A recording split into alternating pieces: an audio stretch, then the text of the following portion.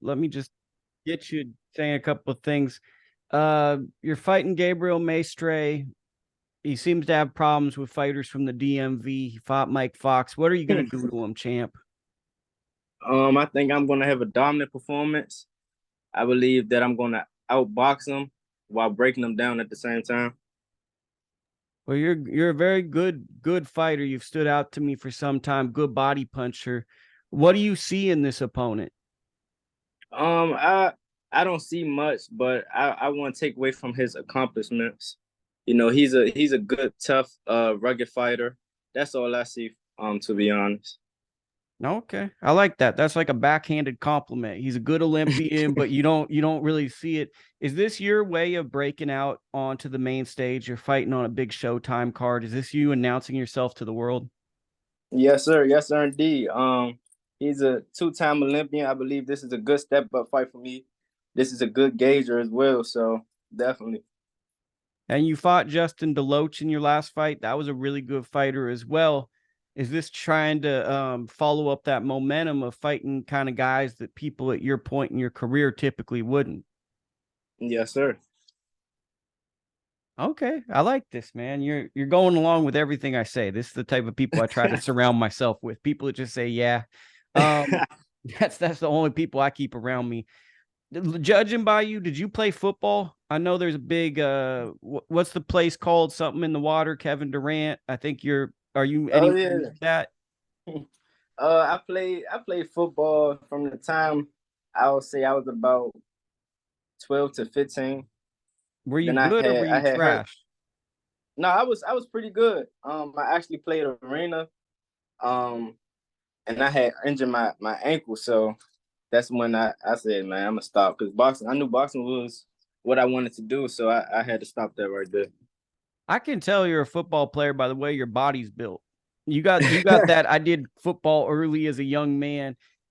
Football players have a little bit more go in them, I think, than boxers because you have to learn how to work real hard in football.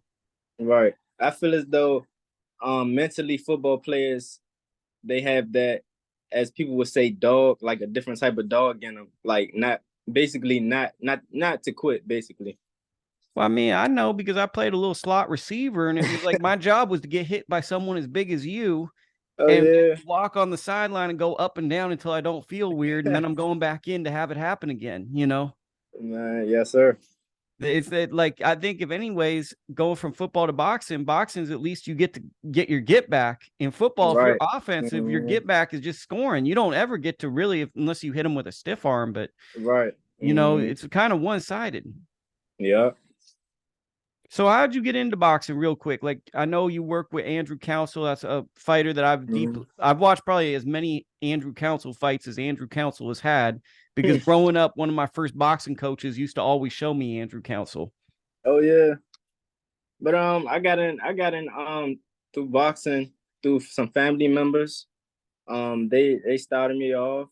Uh I'll say I was introduced at around 9 years old. I had my first fight at 12. My first my start off weight as amateur, I was 114. So I wasn't a big kid as far as I had the height, but as far as size wise, I kind of grew into the size. So yeah. And what weight do you really see yourself campaigning at for like the title contention? Definitely 147. How do you see 147. that division right now? Like we just got Crawford. He had a dominant performance, but do you feel like this division's going to open up? That some of these older guys are going to kind of dance around, and that there's going to be a new era of guys like you? Yeah, definitely. If you notice, a lot of PVC and Showtime fights, they have a lot of young guys coming up, having tough fights. They trying to test the waters and see which ones are going to, be next up in the division. As they should. The game's gotten a little soft over the past few years. I think that being a main event fighter and being a world champion should have some meaning to it. You shouldn't just be Yes, spoon sir. fed Yeah, that stuff. That's just how yeah, I hell feel. yeah, yeah, 100% right. Because I mean, if you get guys fighting guys where like I do it as my mom rule. My mom put me into boxing. She likes boxing. If my mom's not interested in a televised fight on a big network, Right. what are we really doing here? Because I grew up Right. watching fights with my mom and my grandpa. If my mom's not interested, where's the sport going? Right. Definitely. So how do you feel? The biggest fight of your life? What have you done anything different with this camp or anything? Um, I'll say not really because we take every fight seriously. So we don't look past anyone. But overall how I'm feeling, I'm just ready to show the world who Travon Marshall is. I'm ready to show and separate myself from the other prospects, coming up. And, just to go from prospect to contender real soon. Okay. I mean, you're doing a good job at basically doing that because you're fighting two real fights. Have you looked back at the Mike Fox fight with Maestre and kind of looked at how he looked in that fight? Mm-hmm. What do Oh you think of yeah, that? What do you think of that fight? Because I think to me that was one of the worst decisions I've ever seen. yeah, definitely one of the worst decisions in boxing. But from what I took from that is that he has a problem with lateral movement, and and it's like he has a problem with a person with a good jab. Okay. I mean, I think that I'm gonna shoot with you straight. And that's why what I always do. I just think the Mm-hmm. guy stayed amateur too long. And he's got too many amateur habits, and it just doesn't work in the pro game. That's just me shooting with you straight. Okay. That's just me. Just if you want me to freestyle, I know as a fighter and as Right. a coach, you can't say things like that. But I think he spent most of his prime years in the amateurs.